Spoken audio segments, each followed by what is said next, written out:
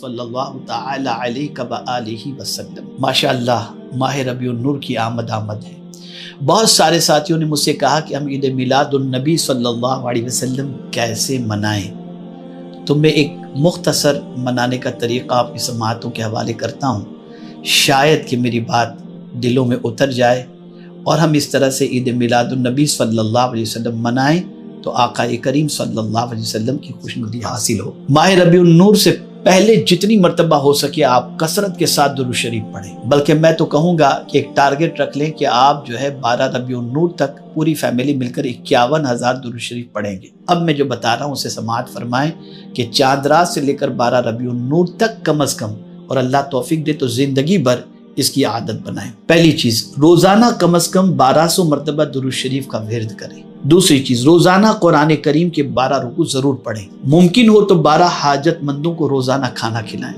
ممکن ہو تو 12 بیماروں کی عیادت کو جائیں اور ان کے لیے دعائیں کریں اور ان سے دعائیں لیں کہ مریض کی دعا اللہ تعالیٰ قبول فرماتا ہے۔ اگر روز ایک مریض کو آپ دیکھیں گے تو 12 دن کے اندر انشاءاللہ 12 مریض کی عیادت آپ کی طرف سے ہو جائے گی۔ اپنے گھروں یا محلوں میں محفل میلاد، نوری محفل یا شمائل مصطفیٰ صلی اللہ علیہ وسلم کی شکل میں منعقد کریں۔ سادات کرام اور علماء اعظام کی خدمت کا بھرپور خیال رکھیں۔ اپنے گھروں کو سجائیں اور چراغاں کریں اور دلوں کو حضور صلی اللہ علیہ وسلم کے نور سے جگمگانے کے لیے جب بھی کمکمے لگائیں تو یہ پڑھ لیا کریں، چمک تجھ سے پاتے ہیں سب پانے والے، میرا دل بھی چمکا دے چمکانے والے۔ فرائض و واجبات و سنن کی پابندی کے ساتھ روزانہ کم سے کم 12 رکعت نفل پڑھیں، اور اگر ہمارے ذمے قضائے عمری ہو تو اس کو ادا کرنے کی کوشش کریں۔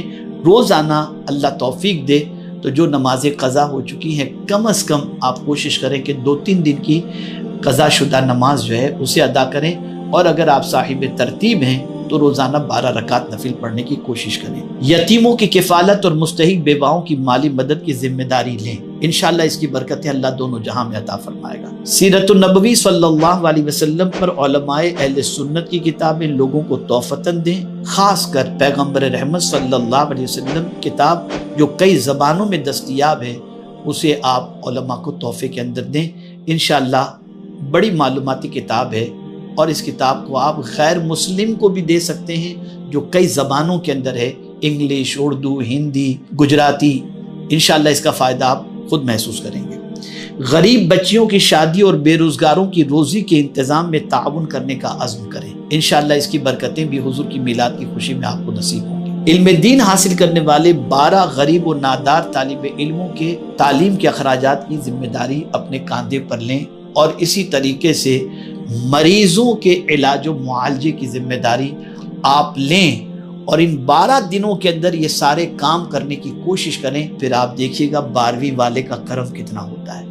یقیناً ایک غریب کی تکلیف کو دور کرنے سے غریب کے گھر والے خوش ہوں گے، لیکن وہ غریب ہوگا تو حضور کا امتی نا، تو آقا کتنے خوش ہوں گے، اور وہ بندہ تو اللہ کا ہوگا نا، اللہ کتنا خوش ہوگا۔